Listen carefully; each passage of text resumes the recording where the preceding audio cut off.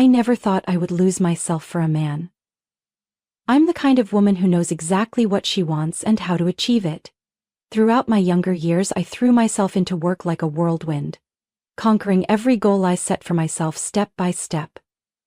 Success didn't come to me by luck. It was the result of hard work, perseverance, and a bit of boldness. By the age of 35, I had a small yet cozy apartment in the heart of the city, a dream job in marketing, and a life free from any constraints. I had no time for complicated relationships, especially love. But then, Ethan appeared. I met Ethan on a Saturday morning when the entire city was still drowsy in the crisp autumn air. I stopped by my usual coffee shop, the one I often visited to read the news and plan my work for the upcoming week. As I reached for the last blueberry muffin on the counter, another hand reached for it at the same time. I looked up and met a pair of bright blue eyes. His lips curled into a subtle, amused smile on his handsome face. "Sorry, but I think I got here first," I said, not intending to back down. He chuckled, pulling his hand back slightly but keeping his gaze locked on mine. "Oh, really? But I think if I let you have it, I at least deserve your phone number in return, don't I?" I let out a small laugh, unable to deny the charm in his confidence. And just like that, I left the coffee shop that morning with both the muffin and a new number saved in my phone. I didn't think much about Ethan until he texted me that evening. A simple yet thoughtful message. "How was the muffin today? If it was good, I'll take that as a lucky sign and ask you out to dinner." I hesitated for a moment but then agreed. A casual dinner wouldn't change my busy life, at least, that's what I thought. But Ethan was different from any man I had dated before. He didn't try to be flashy or make exaggerated efforts to impress me. Instead, he paid attention to the little things I said. On our second date, he picked a restaurant that served my favorite pasta. On our third, he brought me a book by an author I had only mentioned once in passing. He didn't need to say much. His actions spoke louder than words. I found myself falling into the relationship faster than I had expected. One date turned into weekend getaways, short text messages became late-night conversations. For the first time in years, I felt like someone had truly entered my life, not just as a fleeting presence, but as someone who belonged. Ethan also had a special bond with his mother, Diane. He called her every day, always checking to see if she needed anything. I admired that. A man who loves his mother is surely a man who will cherish the woman in his life, right? I thought so until the day he proposed to me. There was no grand romantic gesture or a dazzling diamond ring. It was just the two of us, in the small park where we often took evening strolls. A simple gold ring, nothing extravagant yet perfect. I didn't need time to think. I nodded immediately, believing I had found the man of my life. But I didn't know that in this marriage, I wasn't just marrying Ethan, I was also marrying his mother. I never imagined that just a few weeks after that sweet proposal, we would find ourselves in our first serious discussion about the future. Ethan had always been thoughtful and gentle, but when it came to talking about our living arrangements after marriage, he suddenly became more firm than ever. "Baby, I have an idea," Ethan said as we were cleaning up the kitchen after dinner. I turned to look at him, sensing something unusual in his tone. "What is it?" I asked, drying my hands with a kitchen towel while waiting for his response. Ethan leaned against the counter, absent-mindedly twisting the towel in his hands, an obvious sign that he was trying to say something he knew I wouldn't like. "Mom suggested that we move in with her after the wedding." I blinked, unsure if I had heard him correctly. "Move in with your mom?" I repeated each word carefully, as if saying it again would help me process what he'd just said. Or Ethan nodded, flashing a smile that he probably thought was convincing. "Yeah. We could save a lot of money and Mom would love having us around. You know, she's been living alone since Dad passed away." I took a deep breath, trying to stay calm. "Ethan, I understand that your mom is important to you, but I can't live with my mother-in-law right after getting married. We need our own space to build our life together." He frowned slightly, as if he hadn't expected me to refuse so quickly. "But you'll love Mom. She's really easygoing and—" I cut him off. "It's not about whether I like your mom or not. This is our marriage, Ethan. We need to have our own home." A few seconds of silence passed before he finally nodded, though he didn't seem entirely convinced. "All right then, can we at least find a place near her, so she won't feel abandoned?" I exhaled in relief. That was a compromise I could accept. "Near, but not in the same house, okay?" He smiled, pulling me close. I promise. We found a small apartment just 10 minutes away from Diane's house. I continued my job and Ethan was busy with his new project. Life seemed relatively peaceful and I told myself that everything would eventually settle into place. But I was wrong. Just a few weeks into our marriage, I realized that Ethan was still spending most of his free time at his mother's house. Every day after work, instead of coming straight home, he would stop by Diane's, helping her with household tasks or simply having tea with her. At first, I thought it was sweet. But over time, I started to feel like I was becoming second place in my own husband's life. Some days he came home late because he was too caught up fixing his mother's old bookshelf. Other times he stayed to help her sort through stacks of old documents. There were moments when we would be watching a movie together and his phone would ring. He would immediately rush to her place for the smallest of reasons. Mom can't open the pickle jar. Mom can't find the TV remote. And then, one day, I realized that this dependency had gone far beyond what I could tolerate. Diane caught the flu. Ethan was more worried than the doctor himself. The moment I stepped into our home after work, he rushed over. "Can you check on Mom? I have an urgent meeting tonight." I pressed my lips together, feeling frustration build inside me. "Ethan, it's just the flu. It's not that serious." "But she needs someone to take care of her, Lucy." He looked at me expectantly. I sighed, giving in. "Fine, I'll go." But what started as a one-time favor quickly turned into an obligation. Diane became increasingly reliant on me for everything, from cooking and cleaning to driving her to the grocery store every week. At first I thought she just needed time to recover, but even after she got better the requests kept coming. "Lucy, can you help me with the laundry?" "Lucy, I forgot to buy milk, can you swing by the store?" "Lucy, can you help me clean up the yard this weekend?" I couldn't say no. Ethan always reminded me that his mother was alone and lonely. I kept trying to convince myself that this was only temporary, that things would eventually change. But as time passed, I realized that my role in this family was no longer just Ethan's wife. I had unknowingly taken on the role of a daughter to my mother-in-law. My life started revolving around working all day, then rushing to my mother-in-law's house to cook, clean, and take care of various errands. Quiet dinners with Ethan became rare, and weekends meant for just the two of us nearly disappeared. One Sunday night, after washing a pile of dishes at Diane's house, I stood in front of the bathroom mirror and stared at myself. My face looked exhausted, dark circles under my eyes were evident, and I realized, how long had it been since I had an evening to myself? How long had I stopped being a priority in my own marriage? I walked out into the living room and saw Ethan chatting comfortably with his mother. He didn't notice the tension on my face, nor did he realize that his wife, the woman he once claimed was the most important person in his life, was slowly being consumed by a marriage she never imagined. I took a deep breath. If I didn't act soon, I might never find myself again. One late evening, after finishing the kitchen cleanup at Diane's house, I sat down at the dining table, watching Ethan scroll through his phone. My mind was filled with too many thoughts, but I knew if I didn't speak up now, I might never get the right moment. "Ethan," I said, keeping my voice as calm as possible. He looked up, his expression slightly tired. "What is it, babe?" I traced the rim of my glass, took a deep breath and said, "I think it's time we have a baby." Ethan froze for a moment, then a slow smile appeared on his face. "You really want that?" I nodded. "I've thought about this a lot. We've been married for over a year now, and I want us to build a real family. Just you and me, with a child." Ethan put his phone down and reached for my hand. "I want that too, Lucy. But," I frowned, a feeling of unease creeping into my chest. "But what?" He hesitated for a moment before speaking quickly. "But if we have a baby, we should move in with Mom. She'll help you take care of the baby, and that way, you won't have to manage everything alone." I pulled my hand away, feeling as if someone had just poured a bucket of cold water over me. "Ethan, are you serious? We agreed to live on our own." "I know," Ethan replied, his voice softening, "but having a baby is a big deal. We're going to need support, and my mom can help you a lot." I felt my heart sink. "Ethan, I don't need help from your mom, I just need you." The air grew tense. After a long pause, Ethan sighed. "All right, Lucy. If that's really what you want, we'll keep things the way they are." I nodded, but deep down, I didn't feel entirely at ease. I told myself that I could manage everything. We started trying for a baby, but 6 months passed and nothing changed. I started to worry. I ate healthier, exercised more, and tracked my cycle meticulously, but no matter how hard I tried, I still wasn't getting pregnant. After a year of trying, I decided to get checked by a doctor.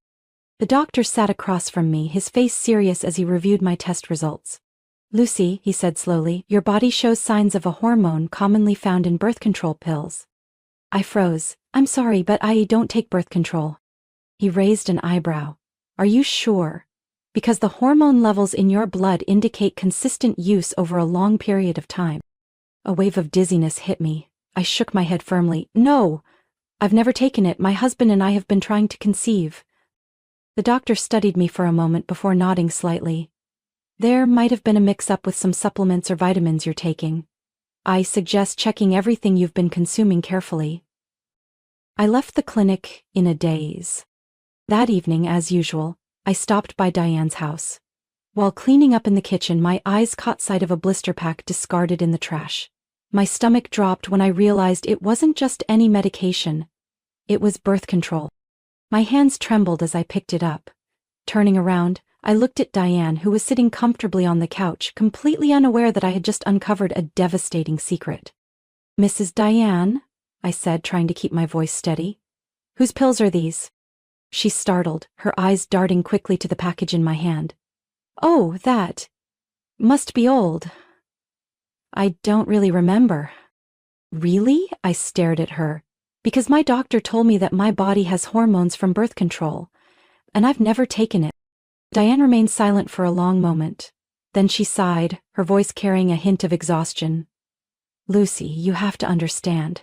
If you have a child, you and Ethan will have your own family, and I'll be alone again." My entire body went rigid. "Are you saying you switched my vitamins with birth control?" Diane lowered her head. "I just wanted to keep my son close." A wave of anger surged through me. "Do you realize what you've done? You didn't just control my marriage, you controlled my body." I turned and walked out of her house, my heart pounding in my chest. When Ethan came home, I didn't wait. I threw the blister pack onto the table in front of him. "Your mother did this," I said coldly. "She switched my pills, making sure I couldn't get pregnant." Ethan looked at the pack, then at me, confusion spreading across his face. "Lucy? Are you sure?" She admitted it herself. My hands clenched into fists. "Ethan, this is not something small." He took a deep breath, then shook his head. "I know my mom can be overprotective, but she didn't mean any harm." I let out a bitter laugh. "No harm? Ethan, she deliberately stopped us from having a child." He blinked, then said the words that shattered everything. "We can't be mad at her for being afraid of losing me." I looked at my husband and realized that Ethan would never be on my side, never. And at that moment I understood, if I kept tolerating this, I would lose everything, including myself. I had known for a long time that my marriage was rotten, but I hadn't been ready to accept that truth.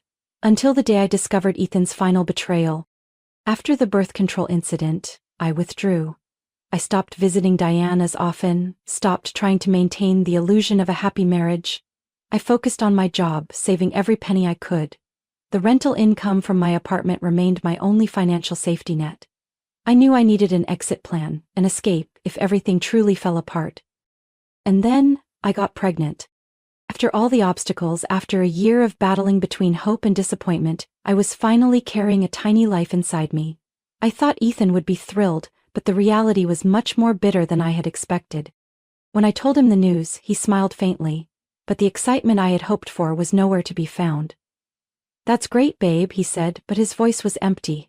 "We'll have to make some adjustments." A week later, he brought up the idea of moving in with his mother again. "Lucy, Mom will help us so much, we'll save money on rent, and you won't have to worry about taking care of the baby alone." I had no patience left. "Ethan, I am not moving in with your mother," I said, enunciating each word clearly. "And we don't need her help, we can manage on our own." He sighed and shook his head as if I were saying something completely irrational. "You're so stubborn, Lucy." I didn't respond, because by now I knew that this marriage had become nothing more than an endless battle between me and his mother. By the 8th month of my pregnancy, I decided to visit my parents in another city for a week. I needed some peace. Needed to be around people who truly loved me. Ethan didn't object. If anything, he seemed indifferent about me leaving for a while. I thought maybe he needed a break too. But I never expected him to use this opportunity to do something so despicable. On the third day at my parents' house, I got a call from Ethan. At first I thought it was something important, but the moment I heard his slurred voice over the phone, a bad feeling settled in my chest. "Lucy, come back," he mumbled, his voice mixing with the loud sounds of laughter and music in the background. "The house is a mess and I don't want to clean it up." I gripped the phone tightly. "What did you just say?" "I had a little get-together with some friends, but now they've all left and the house is a disaster." I felt rage bubbling inside me. "You're telling me to cut my trip short just to clean up your mess?" I nearly shouted. "Well, you're my wife, aren't you?" He let out a mocking laugh. "I thought that was part of your job." That was the moment I knew. I was completely done with this marriage. But I didn't have time to dwell on it, because at that exact moment, a sharp pain shot through my stomach. Labor had begun. I gave birth alone. No Ethan. No support, no comforting words. He wasn't there to hold my hand. Wasn't there when the doctor placed our tiny baby on my chest. When I called him after giving birth, his voice was groggy with sleep. "Oh wow, you had the baby. I'll come by later, I'm too tired right now." I hung up, tears rolling down my cheeks. But the biggest shock was yet to come. 3 days later, as I was discharged from the hospital and prepared to pay my medical bills, I logged into my bank account to transfer the money, but the number on the screen made my heart stop. My balance was nearly zero. Over $40,000, the savings I had carefully built up, was gone. My hands trembled as I dialed Ethan's number. He picked up after a few rings, his voice lazy, as if I was bothering him. "Ethan, my account is empty," I said, my voice breaking. "What happened?" He was silent for a few seconds, then let out a small chuckle. "Oh yeah, Mom needed some money for a vacation." "Do you really need that much? You still have your salary, don't you?" I felt my entire world collapse. He wasn't sorry. Not even a little. I hung up, my whole body shaking with rage. I knew I couldn't stay in this marriage 1 second longer. 2 weeks later, I placed the divorce papers in front of Ethan. He glanced at the document, shrugged. "All right, if that's what you want." That was it. No argument, no resistance. He signed his name and packed his bags that same night. I later heard he moved back in with his mother. I thought I had escaped the nightmare. But soon, I realized that losing my savings wasn't the worst part. While reviewing my bank statements, I discovered that Ethan had forged my signature to transfer money to his mother. I reached out to Ethan's older brother, who had cut ties with their family years ago. When I told him everything, he let out a deep sigh. "You're not the first. My mom did the same thing to my ex-wife. You should go to the police." And so I did. The investigation lasted several months, but eventually the truth came to light. Ethan hadn't just taken my money, he had also falsified documents to transfer ownership of part of my assets to his mother. Both of them received suspended sentences and were ordered to pay restitution. But I didn't care about the money anymore. I just wanted freedom. And for the first time in years, I truly felt like I had reclaimed myself. 2 months after the divorce, I received an unexpected phone call from Ethan's brother, the one I had only heard about through Ethan, who had painted him as a cold-hearted man who abandoned their mother. His name was Ryan, and he lived with his wife and 2 children in a small town nearly 3 hours away. At first I was hesitant to answer, but his warm and genuine voice put me at ease. "Lucy, I'm really sorry for everything you've been through," he said gently. "If you ever need someone to talk to, my family is always here." With some hesitation, I agreed to visit them at their cozy lakeside home, where they had lived since cutting ties with Diane years ago. From the moment I stepped inside their small house, I felt a stark contrast to everything Diane had ever told me about them. Ethan's brother Andrew welcomed me and my son with a tight hug, as if we were long-lost family. His wife Clara smiled warmly as she took my baby in her arms, her eyes filled with genuine affection. For the first time in a long time, I felt truly welcomed. Something I hadn't experienced in all those years living under the shadow of Diane and Ethan. We sat in the backyard, where Andrew's 2 children ran around happily alongside my son. Clara poured me a glass of iced tea, her eyes filled with understanding. Lucy, we also struggled with my mother-in-law interfering too much in our lives, Clara said gently.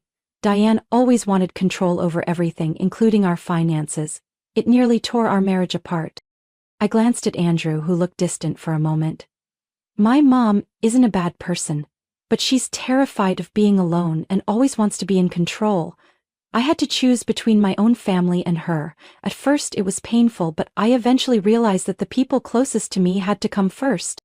I remained silent, feeling a wave of relief wash over me. I wasn't the first or the only one who had faced Diane's suffocating control, and more importantly, I now knew that I wasn't alone in this fight. Frequent visits with Andrew's family became a new source of joy in my life. They filled the emptiness Ethan had left behind, bringing warmth and genuine happiness that I thought I had lost forever. We shared cozy dinners, and the sound of children's laughter echoed throughout the house.